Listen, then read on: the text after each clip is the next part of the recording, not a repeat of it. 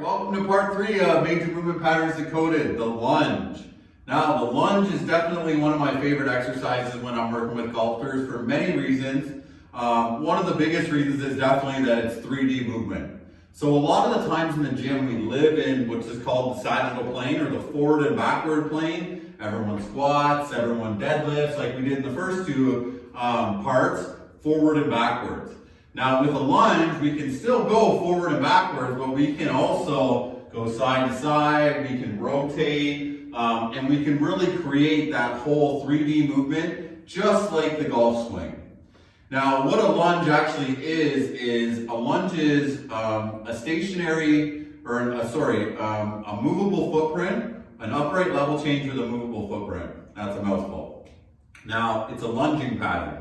So we have, for our lower body specifically, you have squatting patterns, lifting patterns, and lunging patterns when we're talking about functional movement. Obviously, there's isolated ways to hit the muscles in your lower body, but those are the 3 best ways to improve strength, power, endurance, everything to do with your lower body. Now, in terms of a lunge, there's a few things we got to talk about. First thing I want to talk about, like I did with the other ones, were common errors. Because I really don't want anyone to get hurt. That's really the main thing with training is we're trying to improve. We never want to hurt ourselves in the gym. So if we're talking specifically about a forward lunge, I'm going to give you a couple, and then I'm going to talk about a couple errors with a side lunge. So with a forward lunge, one of the biggest things that I see wrong when people lunge is they lunge forward and their knee drives inward. So their knee can't be maintained over the middle of their foot. And that obviously causes a lot of risk to injury, especially through your knee. That would be my first one. Another one that I see a lot is people just aren't strong enough or they don't have the ability to take this step and come back. So they might lunge forward and they're okay to get here, but now they have to kind of push back to stand back. They don't have the ability to lunge and come back to the neutral position. So those are 2 of the most common errors that I see when I see lunging patterns, or at least the forward lunge. Now for a lateral lunge or a side lunge, and this is one that I definitely is a staple in my programming for golfers. One of the main things I see is people when they take their step, they open up. So they're lunging like this, and this is really not stressing this leg the way we want it to. So if I was doing a regular side lunge, I'm going to stay straight here and I'm really going to load into this hip. If I open here, I've really taken that stress away from the outside of my leg. So that would be the first common error in terms of a lateral lunge. In terms of the second common error is that that's the lead leg on the first one is your trail leg. So if I get in a good position here, that's great. But if my trail leg bends, then this isn't going to get stressed the way I want it to. Or if I can't keep that foot on the ground and my foot comes off, this leg's not going to get stressed the way I want it to. So those are definitely some common errors that I see with lunging patterns. Now we're going to talk a little bit about the major muscles that we use with lunges. So I'm just going to go through today a forward lunge and a side lunge. In this video, you will see, like I said, like in all the other ones, you'll see a handful of different lunge patterns that you can utilize in the gym, but in terms of description, I'm going to go through a forward and side lunge. So the muscles used in a forward lunge. So if I'm doing a forward lunge, we're going to be using our quads, glutes, hamstrings. We're going to be using our hip flexors, glutes, hamstrings on this leg, as well as we need to, just like a squatting pattern, stay static in our upper body and maintain that rigid torso. So primary muscles, quads, glutes, hamstrings, back extensors, scapula, shoulder stabilizers, all of that is going to take into effect with the front lunge. Now when I'm talking about a side lunge, on this leg I'm going to be stressing the same kind of idea, quads, glutes, hamstrings, but also with this, because we're moving in the side-to-side plane, I'm actually going to be stressing my abductors and my adductors as well, or my groin and the outside of my leg. So that's why this also can be a very effective way to utilize the lunge, because we're also hitting more musculature than when we just live in this plane. Okay? So there we go. We have what a lunge is. We talked about some common errors. We talked about some major muscles. Now let's talk about, or let me show you the demo, and I'll talk about it from the ground up, and then we can go through the regression. So for the forward lunge, I'm only going to do 3 this time, so we're going to do 3 forward, 3 side, and then I'll do 3 to the side, and 3 forward of the other one as well. So forward lunge first.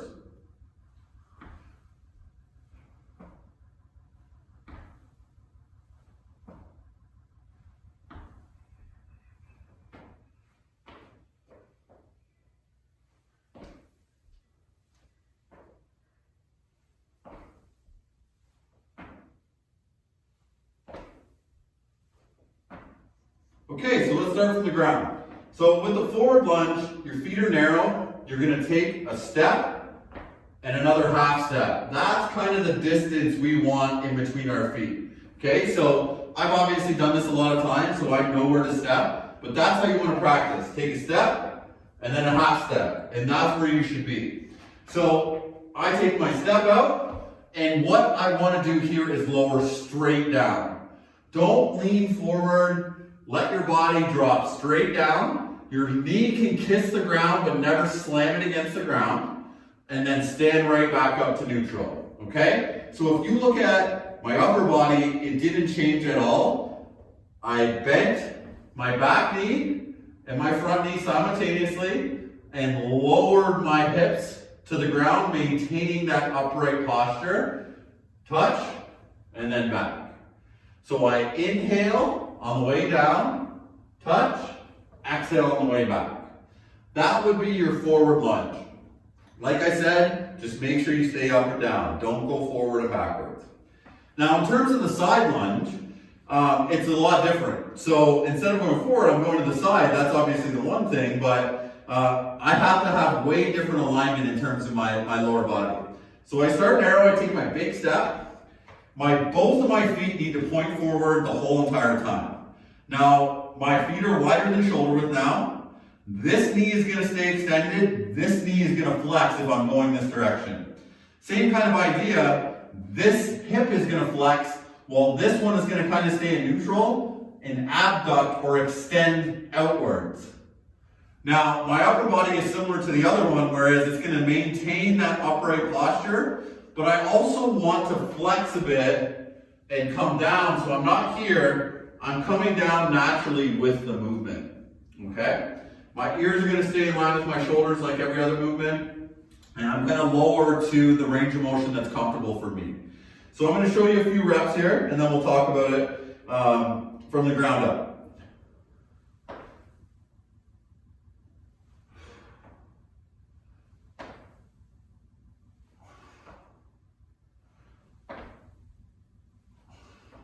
I just showed you there what it would be like to hold a dumbbell as well as if you were just doing it freehand.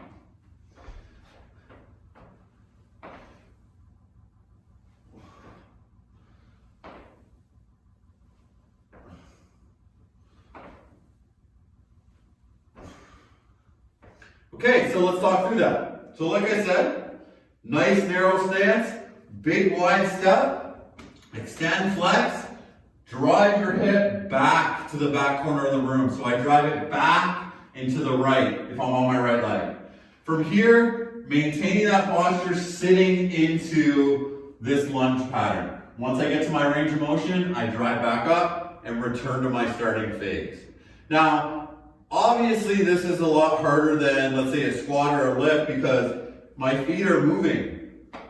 So I have to actually be balanced when I'm taking my steps, where any of those lifts or squats that we went through, we were stationary on the ground. Unless it was one of the single leg deadlifts or squats where you start one-legged. But a way to regress this is to just do a squatting pattern. So the best way to regress a lunge is to squat. So because it becomes from a movable footprint to a stationary footprint. So let me show you. So if I want to regress the lunge that goes forward, all I'm going to do is get into my split squat stance, nice and tall, and really just do split squats. This is going to work on that up and down motion. This is going to work on being able to stabilize yourself in this unilateral pattern or this one-legged pattern. This is a great way to prep your body for lunges. Okay, so that would be my regression for the split squat or the forward lunge. My regression for the lateral squat or the lateral lunge is a lateral squat. So same idea. I get into that wide footprint and all I'm doing is just going from side to side, keeping a stationary footprint, not moving it, and it becomes significantly easier. Another way that we can make things easier, maybe you just have troubles with your balance. Use something as a helper to make sure we don't fall side to side or fall forward and back. This is a great way to kind of get ready for the movement and get yourself prepped to be able to now fully lunge. So that's a way that we can get ourselves ready or prep ourselves to do the forward or the side lunge. I hope you like this. Like I said, this is one of my favorite movement patterns for golfers because we can move in so many different directions and we really get a lot out of these movements. Now we'll go into my favorite handful of lunges. I know you're going to like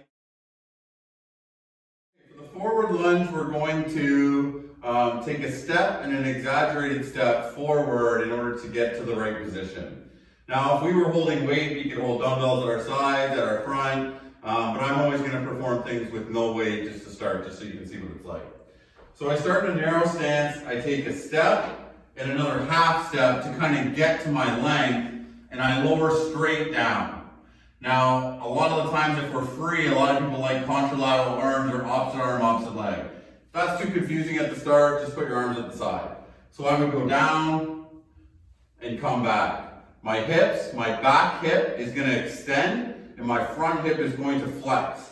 So this leg is extension and my knee is going right under my hip. This leg is flexing as I maintain my upper body and keep my shoulder blades down and my ears in line with my shoulders. I lower straight down and I return to the starting position. So I'll show you a few.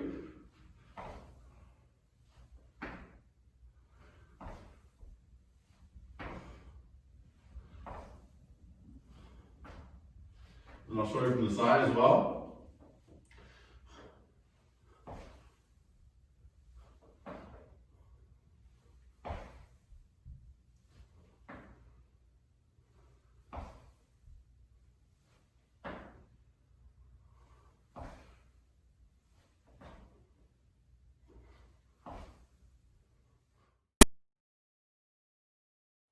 For the backwards lunge, we are similar to the front lunge. We're going to start with our feet narrow. You can hold the weight either in front of you, at the side. You can hold one weight. You can hold weight over top. There's lots of places we can load the body.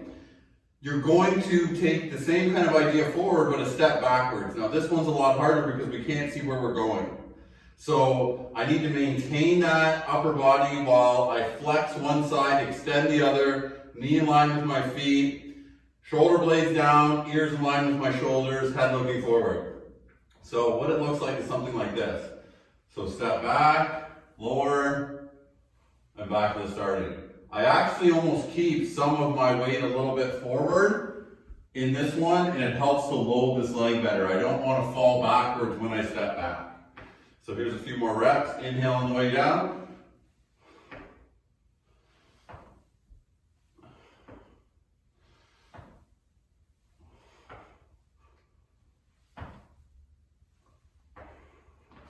From the front. Hold sides.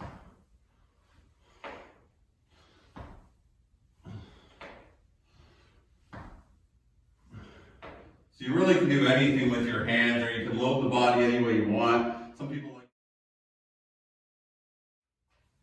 For the lateral lunge, what you want to do is you want to start with a narrow stance, nice and tall upper body, everything's in line. We're going to take a wide step out to the side with this lateral lunge. Our feet always point forward. One of our knees is going to flex, the other knee is going to stay extended. Now, when I take my step, the thing that a lot of people do wrong is they bend this back knee or they roll this knee over. So try to avoid that. I want to go wide, this leg stays straight, this knee bends. I flex at my hips, but I maintain that good posture, shoulder blades back, ears in line, and then I return to the starting position. So same thing, I can hold weight here, I can hold weight here, I can have a bar. I can hold weight here. There's lots of different ways. I can freehand it. So I'll show you from the other side. Nice and tall, step, and back in. Inhale on the way down, exhale as I come up.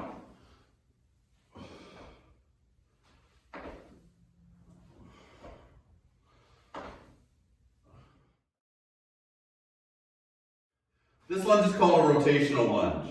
So what I want you to really imagine is that you're in a big square, and I want you to go to the top corner of that square.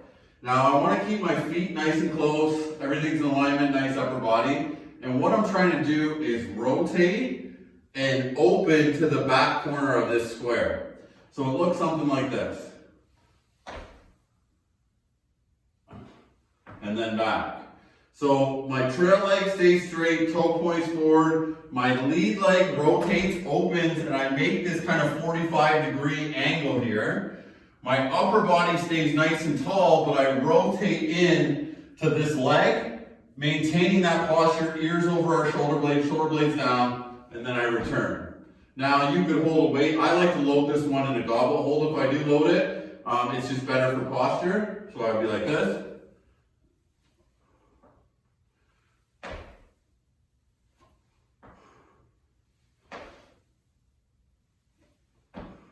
Now I'll show you from the other side.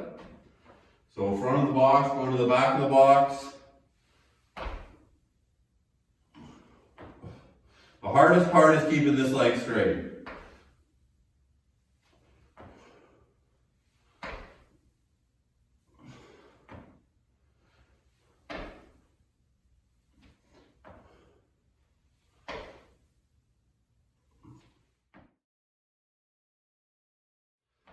For a crossover lunge, you want to start nice and narrow. Everything's tall, everything's stacked. I'm going to take a step across my body, crossing over. But the big cue here is keeping the foot that stays on the ground pointing forward. I don't want to cross over and turn, or I'm just doing a front lunge or a forward lunge this way. So I really got to keep this back foot straight as I cross, over, land. And now I'm trying to think, this knee has to stay in line with that foot. Upper body stays nice and tall, if not rotated a bit forward. If I'm using opposite arm, opposite leg, I'm across, or I could be holding something. And then I lower down and return to the starting position. So here's a few reps. So if I was holding something here,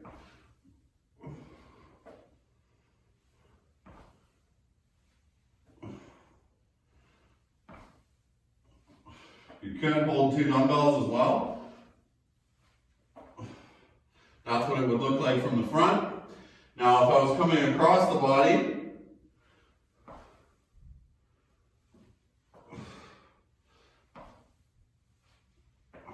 or up here, inhale on the way down, exhale on the way up. Great for golfers working on internal rotation, working on your abductors and adductors.